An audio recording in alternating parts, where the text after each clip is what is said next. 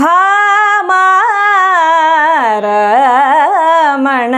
ದೀಪ ಮೆರೆಗೆ ದೀಪ ಲಕ್ಷ್ಮೀ.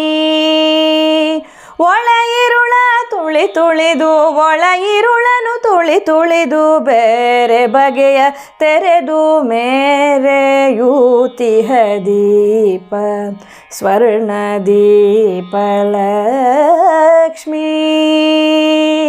ಹರಿಭವ ತರುವಳು ಅರಳಿಸುವರಳು ಇರವನು ರಸದೆಡೆಗೆ ಸೆಯುವ ಸರಳು. ಮೃತ್ಯುವೊಳ ಮೃತದ ಸೆಲಹಿನ ಕೂರು ಎನೆ ಮೇರೆಯೂತಿಹ ದೀಪ ಒಸಗೆ ದೀಪ ಲಕ್ಷ್ಮೀ. ಇಲ್ಲಮೆ ಇಂದಿರವಿಗೆ ನಡೆಸೆಂಬ ಪುಲ್ಲಮೆಯಿಂ ನಲ್ಮೆಗೇರಿಸು ಎಂಬ ಬಲ್ಲವರೆರಕೆಯ ಸಲಿಸುವ ದೀಪ ಲಕ್ಷ್ಮೀ. ಭಾಮಾರಮಣನ ದೀಪ ಮೆರೆಗೆ ದೀಪ ಲಕ್ಷ್ಮೀ. ದೀಪಲಕ್ಷ್ಮಿ ಪೂತಿನ ಅವರ ಪ್ರಸಿದ್ಧವಾದ ಒಂದು ಗೀತನಾಟಕ. ಇದರಲ್ಲಿ ದೀಪಾವಳಿಯನ್ನು ಕುರಿತಾದಂತಹ ಒಂದು ಸಂಗೀತ ಚಿತ್ರವನ್ನು ಕವಿಗಳು ಕೊಟ್ಟಿದ್ದಾರೆ. ಈ ಗೀತನಾಟಕ 2 ಭಾಗಗಳಾಗಿ ವಿಂಗಡಿತವಾಗಿದೆ.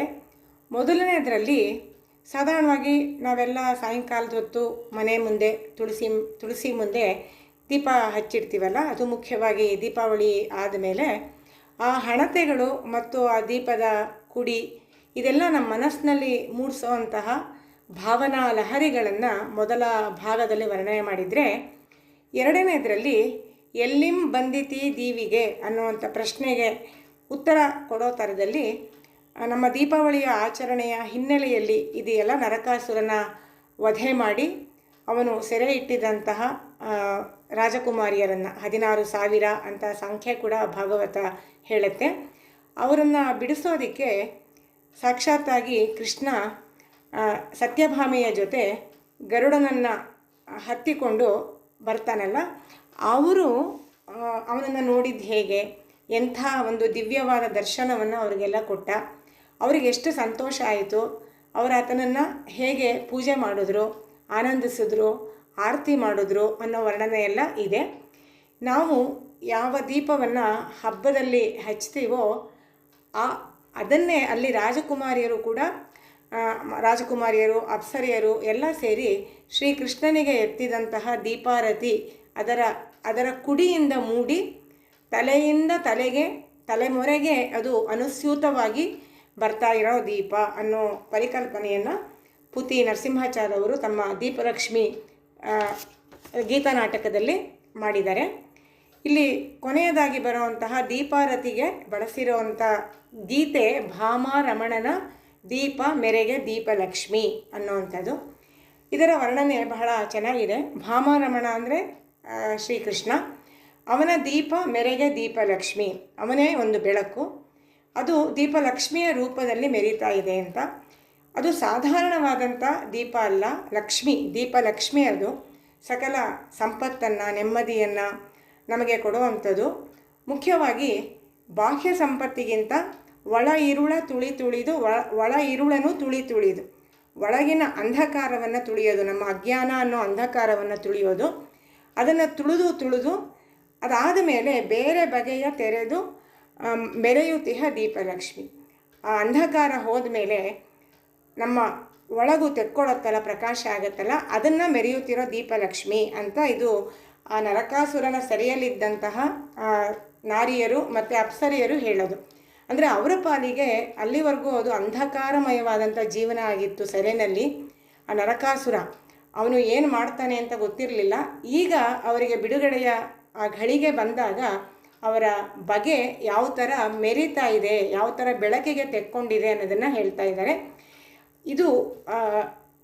ಇದು ಹರಿಭವ, ಹರಿಯ ಒಂದು ಸೃಷ್ಟಿಯಲ್ಲಿ ಆ ಅದರಲ್ಲಿ ಅರಳಿರುವಂತಹ ಒಂದು ಅರಳು ಸುಮ ಅಂತ ಹೇಳಿ ಅವರಿಗೆ ಸಂತೋಷ ಆಗ್ತಾ ಇದೆ. ಇರವನು, ನಾವು ಇಲ್ಲಿ ಇರೋದನ್ನೇ ಬದುಕನ್ನೇ ರಸದ ಕಡೆಗೆ ಕರ್ಕೊಂಡು ಹೋಗುವಂತಹ ಸರಳು ಬಾಣವಾಗಿ ಇದು ಕಾಣ್ತಾ ಇದೆ. ಆ ರೀತಿಯಾಗಿ ದೀಪಲಕ್ಷ್ಮಿಯನ್ನು ಅವರು ವರ್ಣನೆ ಮಾಡ್ತಾ ಇದ್ದಾರೆ.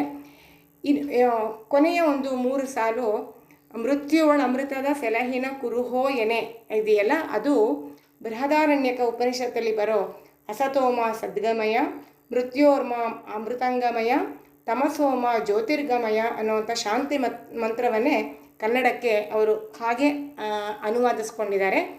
ಮೃತ್ಯುವಳು ಅಮೃತದ ಸೆಲಹಿನ ಕುರುಹೋ ಎನೆ ಸರಳವಾಗಿದೆ.